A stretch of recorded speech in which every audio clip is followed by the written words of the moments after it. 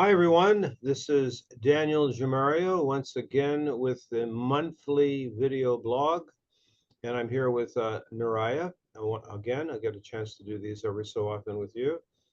And the purpose of the sharing today, I wanted to share with you about the experience of the eclipse and then to kind of add on to that the Jupiter-Uranian conjunction and some other things that the time we're in is leading up to, possibly or potentially. I will say, despite all the scary stuff that was out there in some circles about that solar eclipse, we had the most remarkable experience. It was about as perfect as I could ever imagine. I even made those comments to our group. I said, there's really no such thing as, quote, perfection.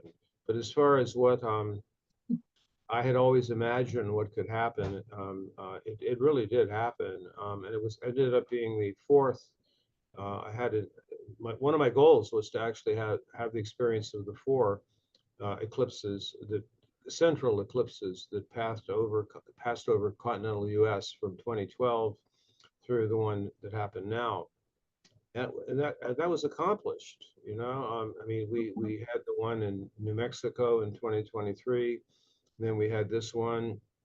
This one had a similar path as the one in 2017. The one in 2012 and the one in 2023 had a similar path. There's a whole thing that could be shared about the pathways themselves. In fact, I'm tempted to share something that was quite humorous. There were a number of different posts, primarily from Christian sites. They were talking about how 7 places called Nineveh had the eclipse go over it, and there were like 7 or 8 places named Salem. Well, there was someone. Yeah, that was quite popular. But there was this one, I don't know if you saw it, Naraya, where someone said, yeah, and there's also 8 places named Orange and 7 places named Utopia. So surely that means Orange Man creates Utopia. So the point being, sorry, I have to laugh out loud at that. Honestly, who's still in their, well, I mean, this might sound judgmental, but who's still in their right minds believes that those non-elected leaders that we are being presented with, being kept under the illusion that we elected them, will actually make substantial differences? None of them will. I think the reason I'm bringing it up is that depending on what your mindset is and what your agenda is, you can create any scenario you want based upon 7 Ninevehs, but 8 oranges, and 7 utopias, and so I'm trying to get beyond that to a certain extent. Now, there had been a lot of people, including my own family over here, that have been wondering, why are you going to the United States for this eclipse? Because they were noticing all the the negative stuff about it. But it's a calling, and it was necessary to do. And we had the absolute perfect 22 people. They got the call from Curacao, from Spain, from 7 or 8 different states. It was a remarkable gathering. And here's what happened. It's really interesting. For the first 3 or 4 days, it was rain and mist and cold. It was down to like 40 degrees. And what in the world's going to happen? Were we foolish to come here? And then this a most remarkable thing happened where on the day of the eclipse, the temperature went up 25, 30 degrees. It was 75 and utterly and completely clear. And even the geoengineering that, of course, was profuse on that day was not, and it just out of nowhere, of course, every plane who does that was out there doing it, but it didn't interfere. It all had dispersed by the time of the eclipse. And we had this incredible more than 2 minutes of totality at one of the mountains. And I say connected in with our eclipse experience is that Vivian had, because of her knowledge of the different Hopewell mounds that were in that area and the geometric earthworks that were there, suggested that we do it at this place called the Arc of Appalachia. And actually, this is the same eclipse Saros that went over the same region in 1970 and will again in 1973, because this is 2073, sorry. There's this phenomena where the same eclipse family will go over the same region every third eclipse, and that will last like that for a while. So this was called the Dragon of Appalachia, this particular eclipse. But it was just cleared out perfectly, and the area where we were doing it was right at the center point of the culture that developed these remarkable earthworks and mounds, all maybe back, I mean, according to some researchers, it was a transmission that goes back 10,000 years, although all these areas have only been, you know, mainstream academia keeps being willing to take it back further, but only now back to about 2,000 years ago, or 2,500 years ago. And when the whole event was over, we had four of us had a chance to go to the most astounding of all the earthworks. And I want to get back to that in a moment, because it really is directly connected to our Kalanish experience coming up in ways I haven't discussed with you yet. Anyway, so on the day of the eclipse, well, we first went to one that was nearby and had a great experience on this really clear, beautiful, warm day. And then we made it over to the to Miamisburg Mound, which was in the center line, about a half an hour, 45 minutes before the partial started.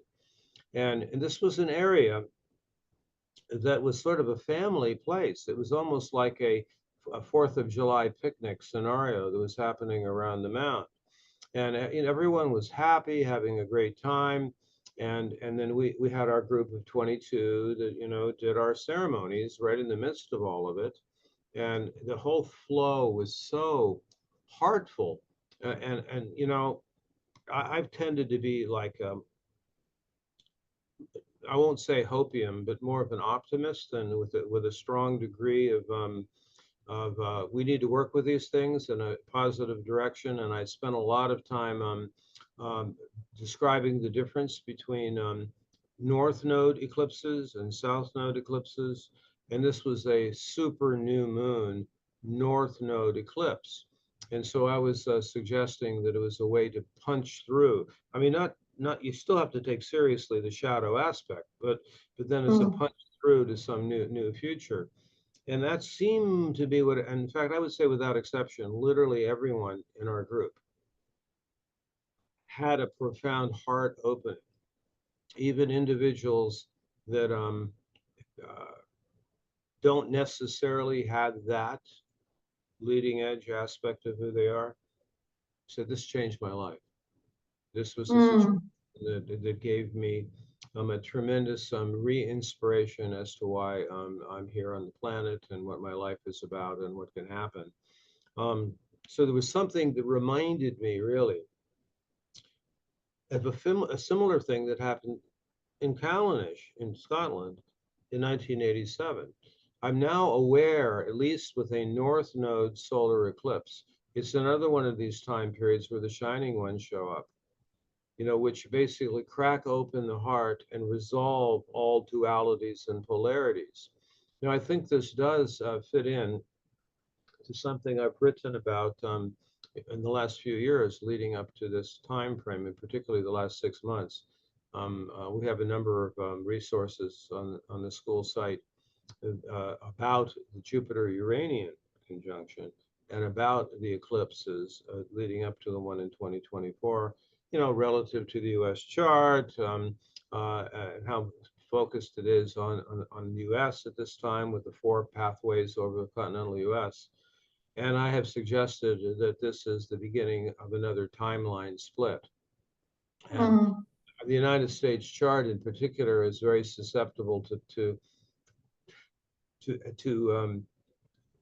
have like an overemphasis on duality and polarity. You know, red becomes blue, blue comes red, white hats, black hats, the whole thing, you know, back and forth like that. And It's written into the U.S. chart, Mars in Gemini square Neptune. And even though the so-called founding fathers warned against a two-party state, the chart itself sort of indicates the U.S. couldn't get out of it.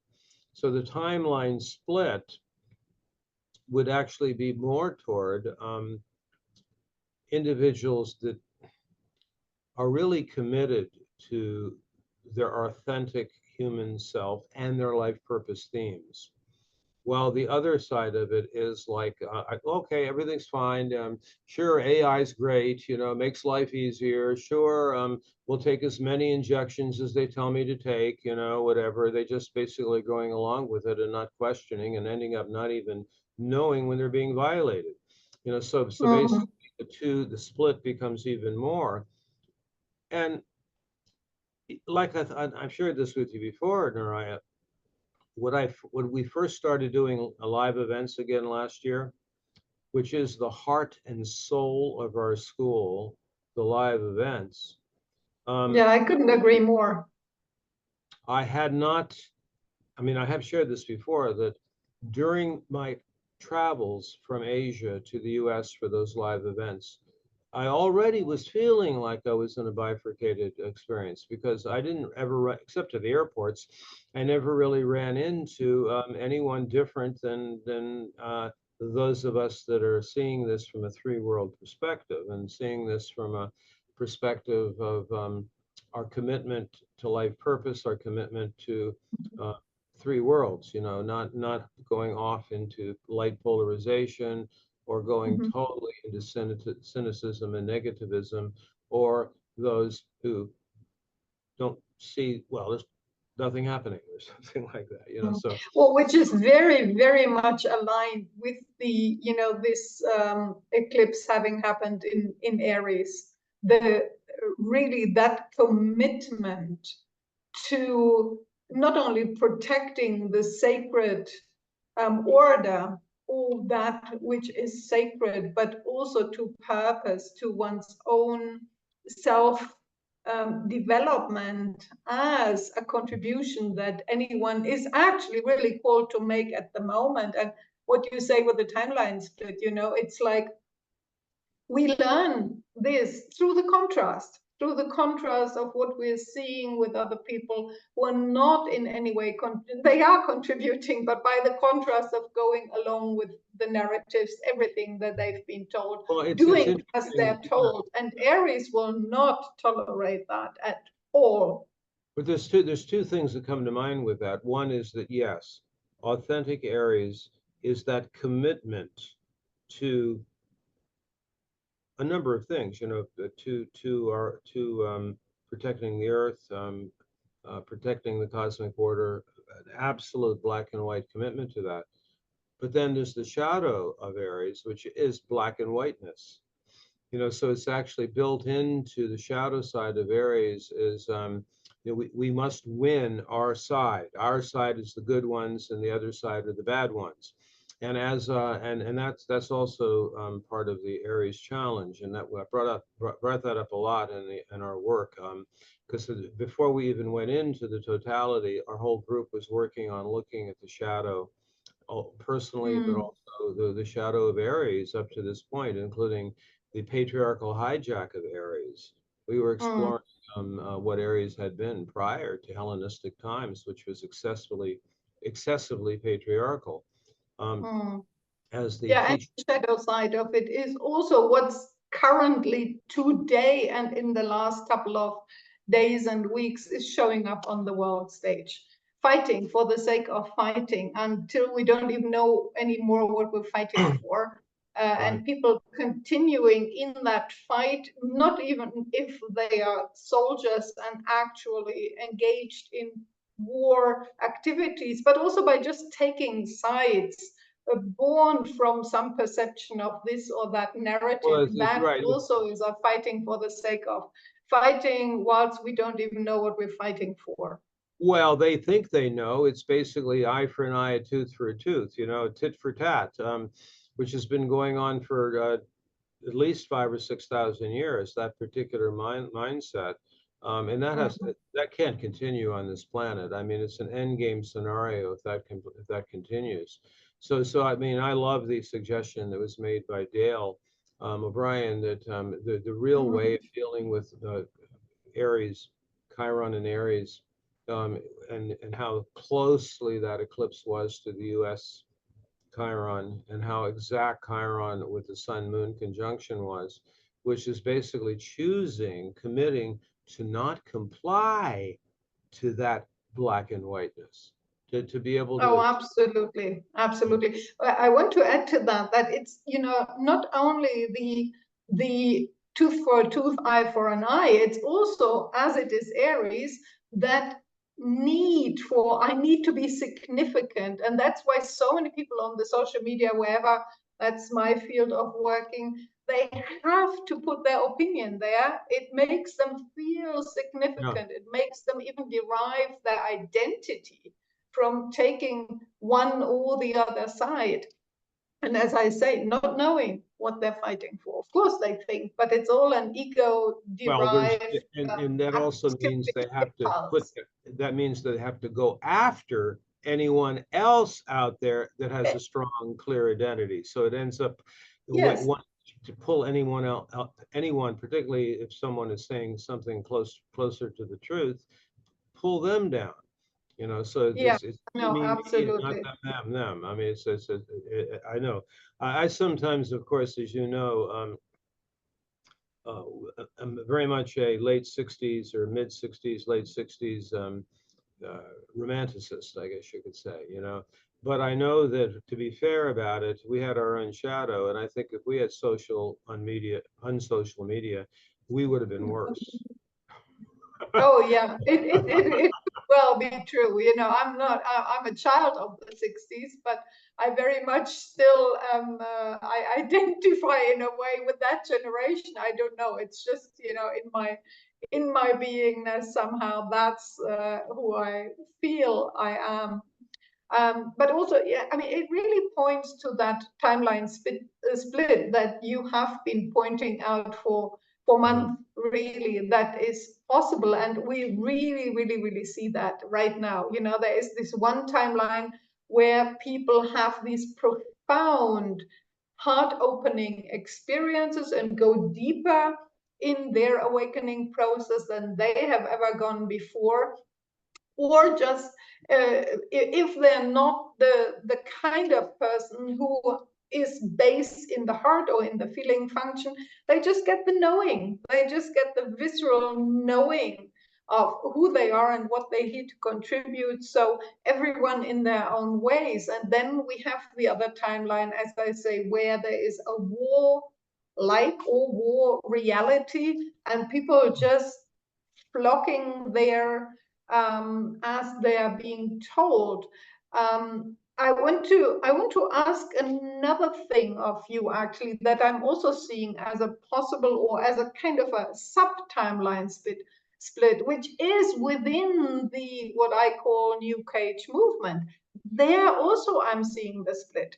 People who think they are spiritual, but they use that kind of identity to justify the narratives and the agenda and go along with it and reframe. Oh, what a sport that has become, to reframe everything in order to not have to do with anything that might appear challenging or negative or in whatever way.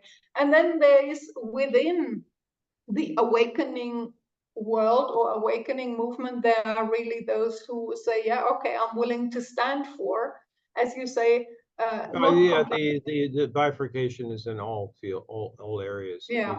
There's nowhere is it immune. I wanted to bring something else up, because in addition to the four eclipses, and something we'll also mention, which is the thing others are just, well, it's all over the internet about the Jupiter-Uranus conjunction, and I will bring up something about that.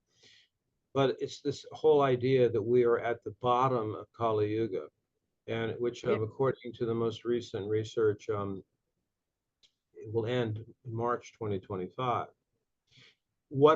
The aspect of it I want to bring up is that it's actually rather than thinking of it as something entirely negative, what happens in the depth of the Kali Yuga is that it actually forces individuals to bifurcate, as it were, away from materialism.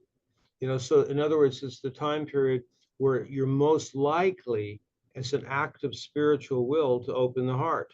And it's very different than in a Sat Yuga or a Golden Age where everybody's heart is open. It's no big deal.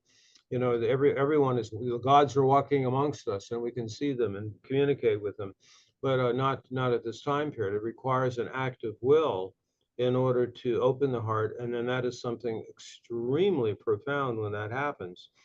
So Kali Yuga is designed to produce that effect if we have a commitment to remaining fully human, and the fact that we do have a spirit and a soul and a heart, and then we're not just automatons or not just intellect. I mean, it's a very interesting factor that there's a tremendous possibility with the intellect to use it to choose with the spiritual will, or to have it dominate and say, well, no, there's just it's only the brain, there's no consciousness, there's no spirit, there's no soul.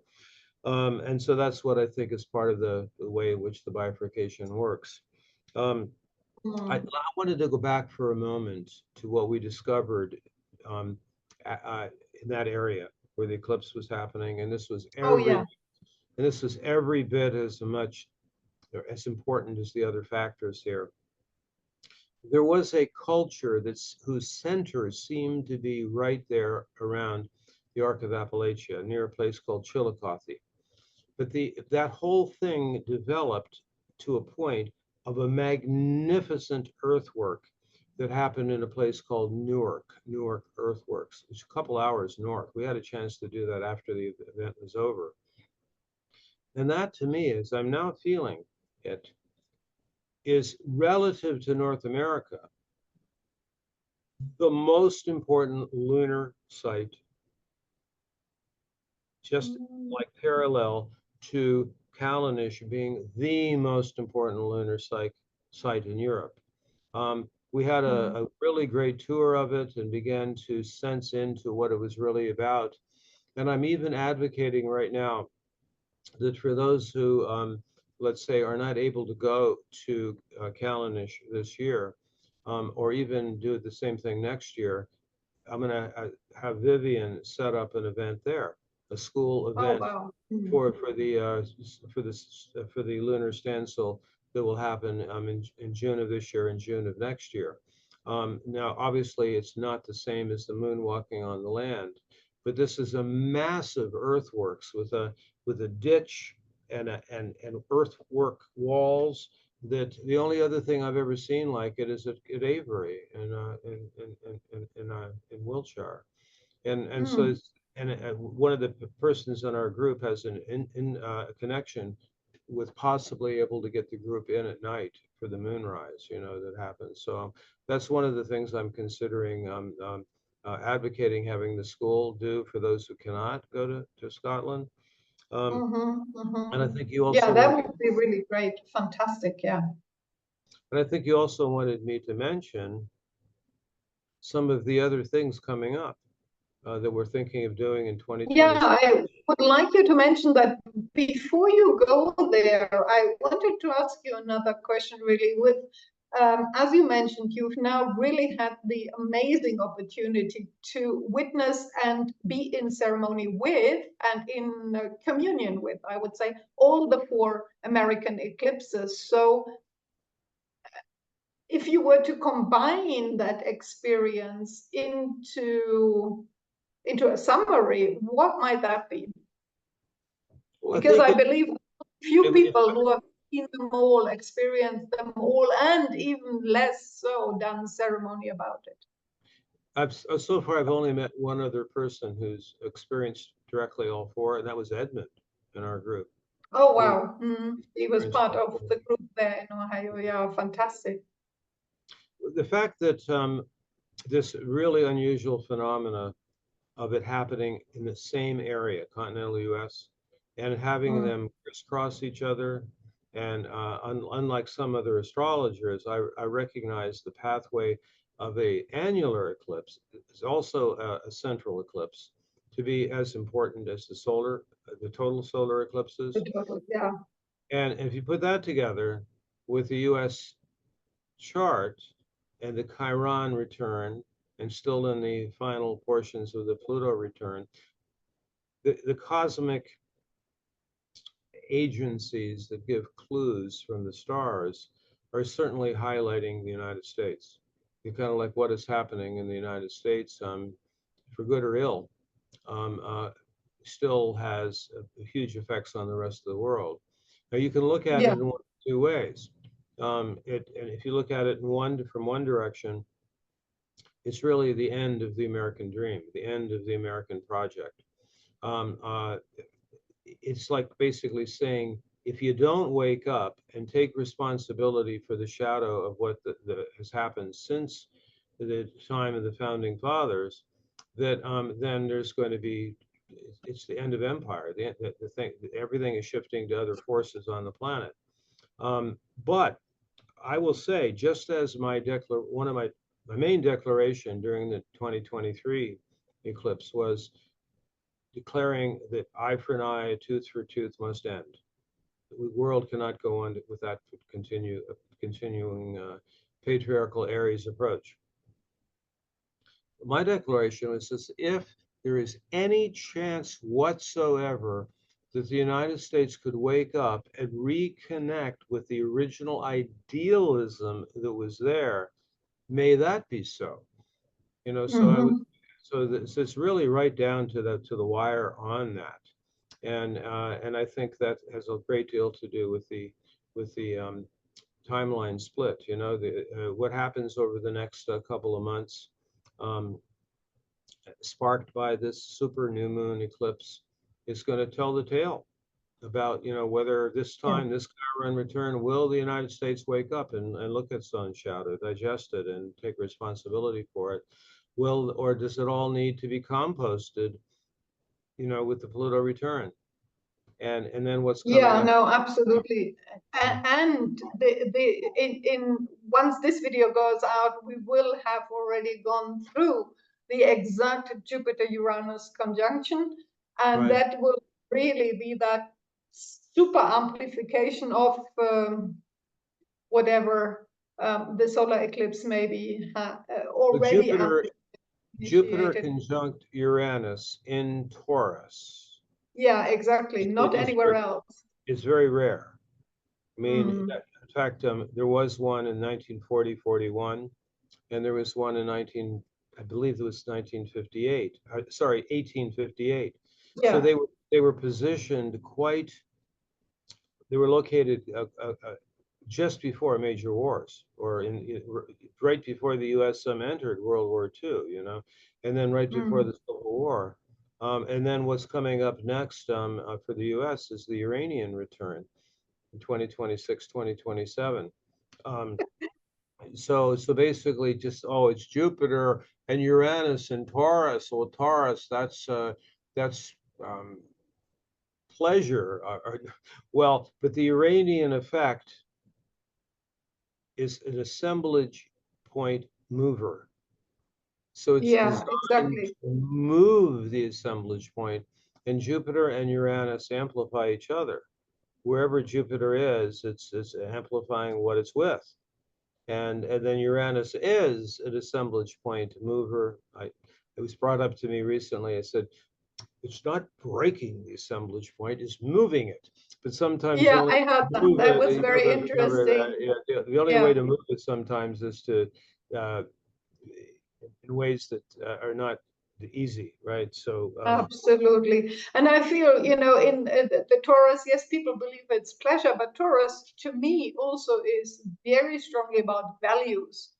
mm, So, what kind of values are we applying to our earthly, physical experiences, and how do we go about expressing that? And so, I kind of feel that that will be a real crack in the value system that we as humanity apply in general to our life on this planet. And I can only say, I hope so, because the values that are being declared at the moment are not what is being expressed. So there really needs to be a reassemblage and a shift there, a big one.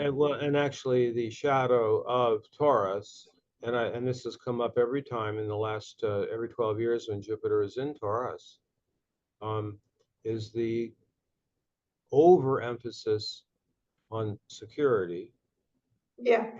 and owning possessions. And the most extreme version of that, and if you look at the history of the United States, every time Jupiter is in Taurus, those that are not awake to the shadow of it, it's called eat, drink, and be merry because tomorrow we die. So it's basic, or it's also connected into that motto, that statement. You might have heard this back in I think it was in the 80s. You know, that's ridiculous statement that those with the most toys at the end win.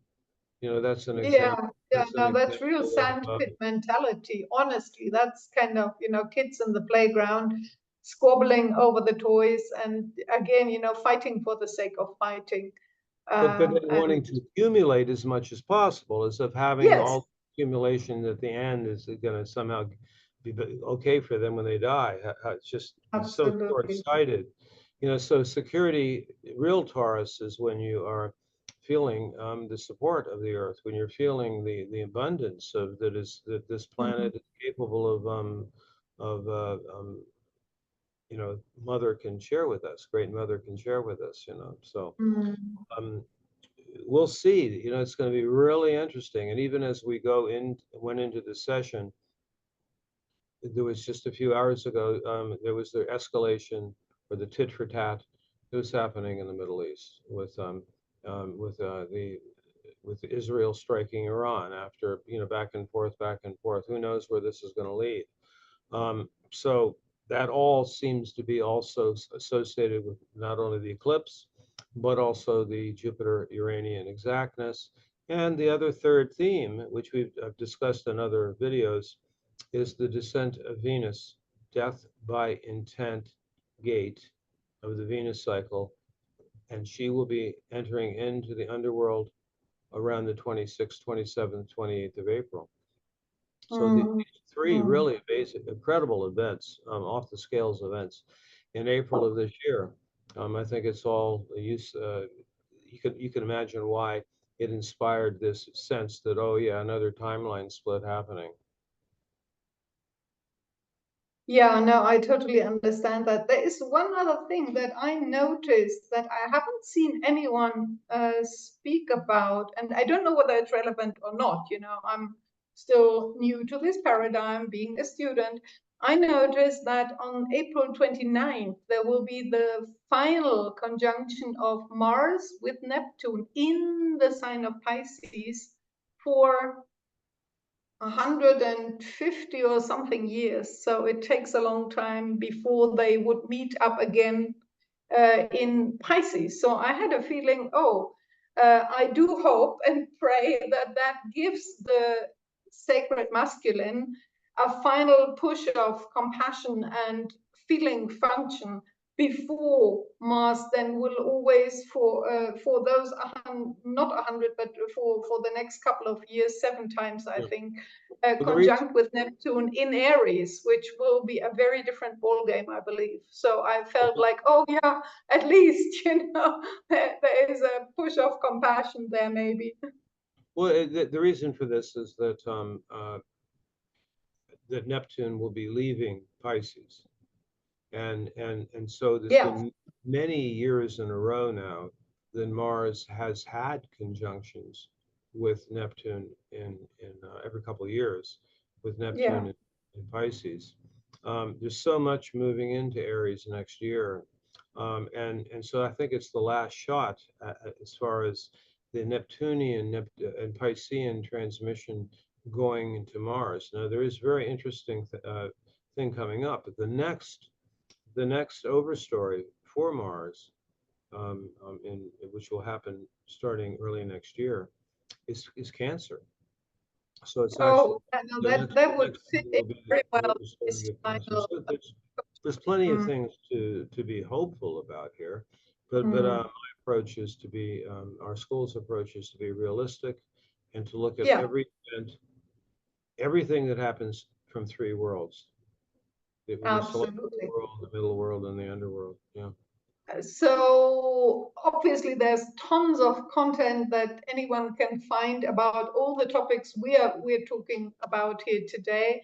And I'll put a couple of resources in the description below, but also would encourage everybody, if they want to find out more about that, check out our YouTube channel, and also specifically check out the always freely available solstice and equinox presentations that we have on our website. One can sign up for the community and get that for free.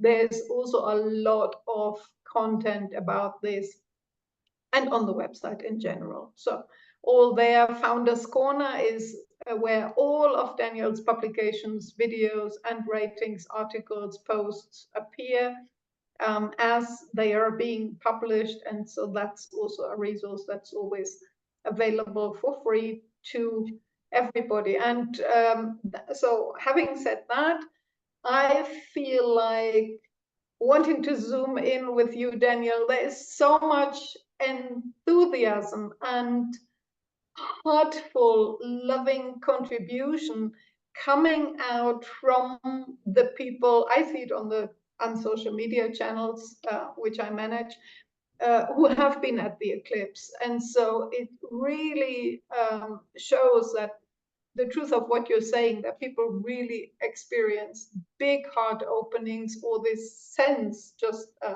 visceral sense of, this changed my life, and will probably really go into the trajectory of everyone's life who has been there. I experienced the same when I was at the Well, um, what's happening. previous eclipse, but yeah, no, carry on. I'm just going to say that we have now considered what's going to come next. Yeah, And that's what I wanted to head to. I mean, there's so much enthusiasm coming out, and so there's this real strong emphasis on, we need to get together in person for relevant events to do our ceremony. And that's my personal sense. The getting together is also part of what induces and amplifies any kind of heart opening, any kind of real depth awakening experience that cannot be experienced if one is on one's own anywhere else, well, even yeah, while doing people can ceremony. feel isolated. They do need to come together, and the hearts come Yeah, together, and it's happened every one of these from last year till now. So what's come yeah. about from our gathering uh, for the eclipse is that there's the next two solar eclipses.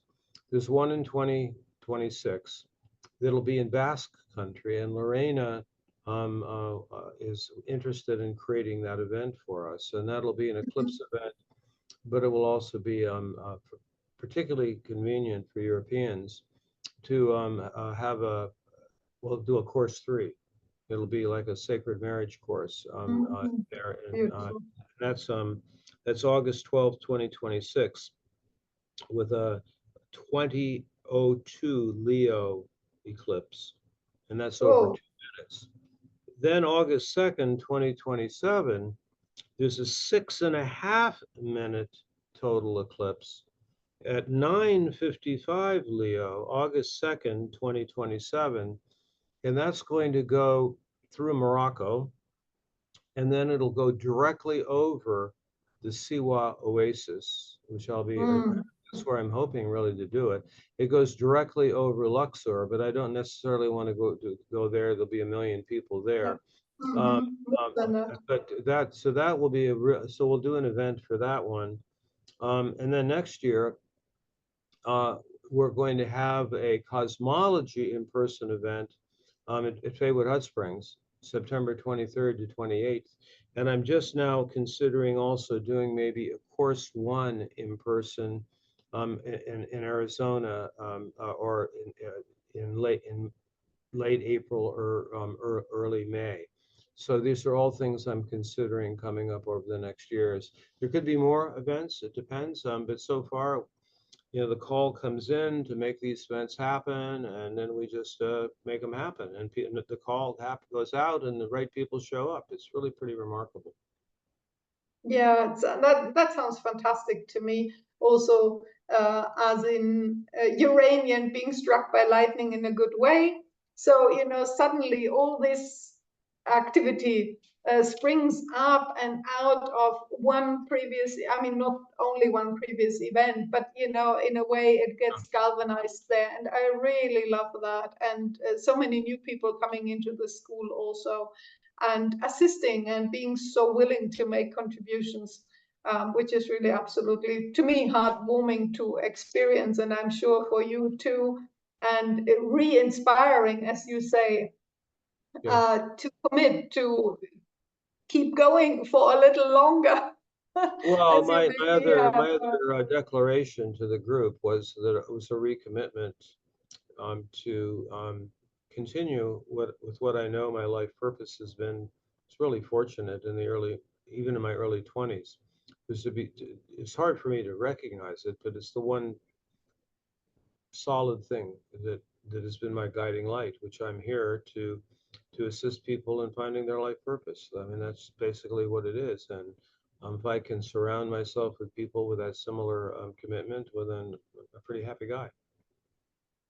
Yeah, absolutely. Assist them in finding their life purpose, and through this paradigm that is so super helpful for many, including obviously myself, not only finding it, but being able to really have a map to completely grow into it, lean into it, fall into it, depending on maybe the outer planet strategies. But so that's the beautiful thing. It really is a map that assists so much and so many in this finding and expressing their purpose, which, according to my understanding of the world, is the most important thing for everyone to do at this time of the great turning of the ages. I can't think of anything more I'll important. just I can, maybe we should wrap this up. Yes. I'll make my final comment, which is that if you know your life purpose, if you know what you were born to do, to be, to share, it really doesn't matter what happens on the outside. Because you'll be showing up as you intended to show up, as your Dharma intended you to be, and the way that Great Mystery was hoping you would show up to be. So that's what I'm continue to be clearer and clearer about. So anyway, thanks for letting me to share this this experience with you, and please if you want more information about this, look at all the different resources we have, as Naraya shared, and we'll be doing another one next month at this time. So. Yeah, that would be. Thank you so much for sharing that, Daniel, all your wonderful eclipse experience. Oh, yeah, es werde Licht, as we say in German. It Let there just be got light. dark here, so I turned, yeah, because over there, so Here comes the awakening in real life experience, the enlightenment. There we go. okay, see you Fantastic. all later. Okay, Thank you. thank Bye. you so much. Take care for now.